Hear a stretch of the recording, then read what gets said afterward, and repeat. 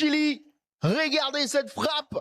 Oh là là là là là là. Magnifique frappe de Dario Osorio qui ouvre le score pour le Chili. Signale plutôt une sortie de but au lieu d'un corner. C'était une belle action pour la RDC, mais Moukaou était bien serré sur le côté droit par notamment Guillermo Maripane. Le dégagement à suivre pour le gardien Lawrence Vigouroux. Coup franc pour le Chili après cette faute sur Gonzalo Tapia.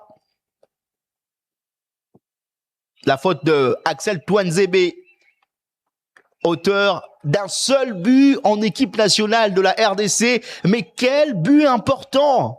C'est passé pour Sadiki. Ils sont à 6 contre 5 pour les Léopards. La frappe de Sadiki, c'était bien fait, mais ce n'était pas très bien appuyé. Il s'est servi des appels de ses coéquipiers pour essayer d'armer sa frappe, mais malheureusement pour lui, le gardien Vigouroux était sur la trajectoire du ballon et il a donc manqué l'occasion d'ouvrir le score pour la RDC. Joris Kayembe qui va commettre, n'a pas bien réceptionné le ballon. Alors, Moutoussamy avait deux choix, soit jouer avec Théo Bongonda, soit jouer avec Wissa. Il a choisi Wissa qui récupère le ballon, attention dans la fin de réparation. Yohan Wissa, il est passé. Yohan Wissa, le ballon dégagé par la défense chilienne, mais il était bon. Cette action de Wissa qui a mis dans le vent son vis-à-vis, en l'occurrence Maripane. Ou le petit pont génial qui passe, mais juste après, il n'a pas réussi à trouver un partenaire.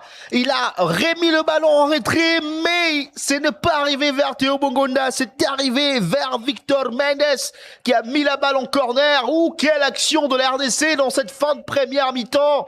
Belle action de Yohan Wissa dans la surface de réparation du Chili. C'était magnifiquement fait par l'attaquant de Newcastle.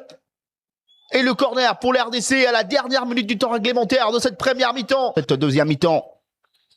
Meshak Elia sur le côté droit. Meshak Elia, la lutte avec un défenseur Cédric Bakambu. La frappe de Cédric Bakambu, c'était cadré. Mais ce n'était pas bien appuyé et c'était vraiment sur l'axe du gardien.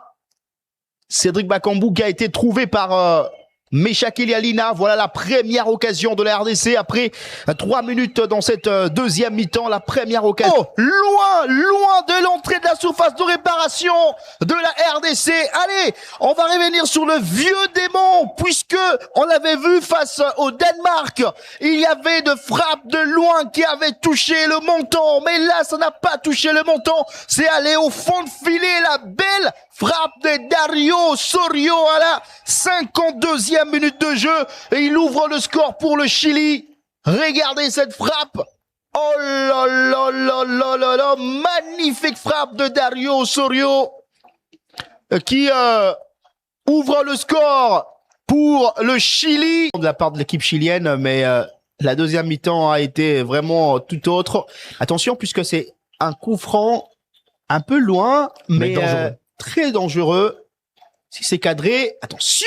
Oh là là là là La là belle là frappe! là. Et le deuxième but chilien, cette fois-ci marqué par Mathias Sepulveda, encore sur une frappe de loin. C'est ça le problème de l'équipe nationale de la RDC, les frappes lointaines.